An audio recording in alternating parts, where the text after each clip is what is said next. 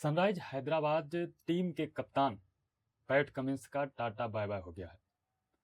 जी हाँ, दरअसल ऐसी खबरें आ रही हैं कि पैट कमिंस पिछले कुछ समय से बैक इंजरी के कारण क्रिकेट के मैदान में नहीं दिखाई दे रहे हैं और इसीलिए अब ये कयास लगाया जा रहा है कि शायद वो आईपीएल में जो शुरुआत के मैच होने वाले हैं उसमें कैप्टेंसी करते या फिर खेलते हुए नजर नहीं आने वाले हैं।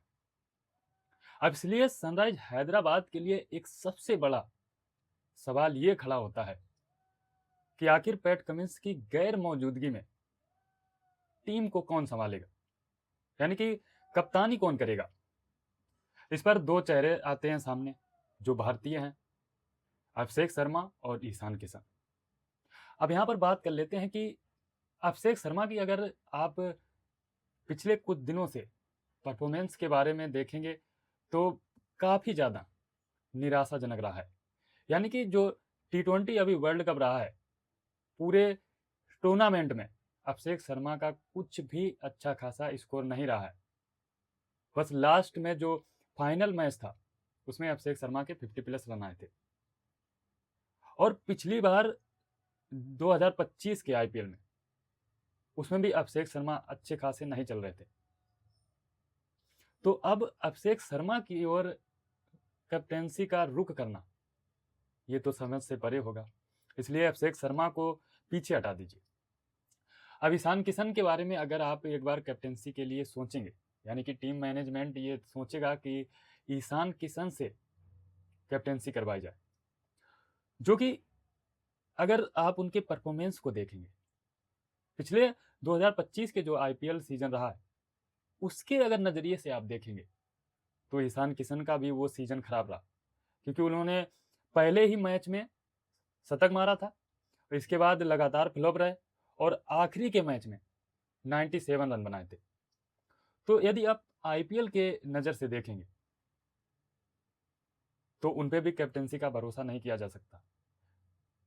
हालांकि खुशी की बात यह है कि ईशान किशन पिछले कुछ दिनों से लगातार अच्छी बैटिंग करते आ रहे हैं। अगर बात की जाए T20 वर्ल्ड कप की तो आप ये कह सकते हैं कि जो T20 वर्ल्ड कप इस बार भारत जीता है वो ईशान किशन की बल्लेबाजी से ही जीता है। हालांकि अब उस गहराई में नहीं जाएंगे क्योंकि T20 वर्ल्ड कप में तो अहम भूमिका अगर जो 3 मैचों की बात की जाए नॉकआउट मुकाबले में तो वो संजू सैमसन की रही है, लेकिन उसको अलग करते हैं क्योंकि यहाँ बात हो रही है सनराइज हैदराबाद टीम की। तो मेरे ख्याल से अगर देखा जाए ओवरऑल तो ईशान किशन पर भरोसा जताया जा सकता है। और सबसे बड़ी बात क्या है कि ईशान किशन को अभिषेक शर्मा की तुलना में कैप्टेंसी करने का अनुभव है। देखिए, ईशान किशन ने सैयद मुश्ताक अली ट्रॉफी में कैप्टेंसी की थी, यानी कि जो ईशान किशन है वो झारखंड की टीम से खेलते हैं और उन्होंने कैप्टेंसी की थी और इस कैप्टेंसी में उन्होंने अच्छा खासा प्रदर्शन किया था। यानी कि आप ये कह सकते हैं और आप ये अंदाजा भी लगा सकते हैं कि उनके ऊपर जरा सी भी कैप्टेंसी का प्रेशर नहीं था, क्योंकि उन्होंने 197.33 के स्ट्राइक रेट से बैटिंग की थी। सबसे ज्यादा 517 रन बनाए थे। इससे आपके लिए ये एक अच्छा अवसर होगा कि आप ईशान किशन को कैप्टन बना दें। हालांकि सनराइज हैदराबाद को ओपनिंग जोड़ी को लेकर कतई चिंता करने की आवश्यकता नहीं है और उसमें कुछ भी छेड़छाड़ भी नहीं करनी पड़ेगी, क्योंकि उनके तरफ ट्रेविस हेड हैं और अभिषेक शर्मा। और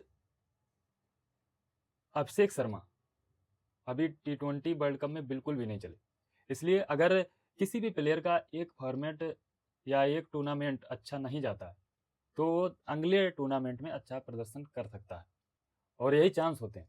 इसलिए हैदराबाद को बिल्कुल भी ओपनिंग में छेड़छाड़ी करने की आवश्यकता नहीं है, वो दोनों अच्छा परफॉर्मेंस निकाल सकते हैं। और मिडिल ऑर्डर पर जो अभी T20 वर्ल्ड कप में ईशान किशन करते आ रहे थे बैटिंग, और यहाँ भी वो मिडिल ऑर्डर में बैटिंग कर सकते हैं और अपनी टीम को हमेशा एक मजबूत स्कोर तक पहुंचा सकते हैं। अब ये बात हो गई कैप्टेंसी की और ओपनिंग जोड़ी मिडिल ऑर्डर की। अब सबसे बड़ा सवाल और सबसे परेशानी का जो सबब होने वाला है वो ये है कि पैट कमिंस जो एक अनुभवी कैप्टन है और अनुभवी बॉलर हैं, उनकी गैर मौजूदगी में टीम कैसे संभल पाएगी। देखिए, हैदराबाद में काफ़ी सारे ऑलराउंडर हैं और मीडियम पेस और फास्ट बॉलर भी है, लेकिन जो पैट कमिंस के 4 ओवर होते हैं वहीं से मैच रुख बदलता है। यानी कि सामने वाली टीम के लिए उनके 4 ओवर खेलना एक डिफिकल्ट मोड़ पर ले जाता है, जो ये हैदराबाद के लिए एक चिंता का विषय होने वाला है। लेकिन अब आपको एक और बड़ी बात बता रहे हैं। देखिए, 28 मार्च को पहला मैच आरसीबी और एसआरएच का होने वाला है। लेकिन यदि हैदराबाद की तरफ से जो हैदराबाद टीम के प्रमुख गेंदबाज पैट कमिंस हैं वो नहीं होंगे, और उधर से आरसीबी में जो आरसीबी के प्रमुख गेंदबाज हैं जोश हेजलवुड, उनकी भी अनुपस्थिति होने वाली है। इस लिहाज से अगर देखा जाए तो दोनों टीम का एक बैलेंस है, क्योंकि उनके भी अनुभवी गेंदबाज नहीं होंगे और इनके भी। ये एक राहत की बात होगी। फिर भी आरसीबी का पलड़ा भारी होने वाला है और उनके पास सभी अनुभवी प्लेयर भी हैं और उनके जो कैप्टन है उनके पास अब एक नया अनुभव हो चुका है, क्योंकि उनको पहली बार, रजत पाटीदार को पहली बार कैप्टन बनाया गया और पहली बार ही ट्रॉफी जीत ली, और इधर विराट कोहली भी साथ में होने वाले हैं। लेकिन हैदराबाद की तरफ से इसमें कोई भी अभी अनुभवी प्लेयर नहीं है, और यदि ईशान किशन को कैप्टन बनाया जाता है तो शायद उन पर थोड़ा प्रेशर देखने को मिले। बहरहाल उम्मीद करते हैं कि पैट कमिंस जल्दी वापस आएंगे और अपनी टीम को एक जीत की ओर ले जाएंगे।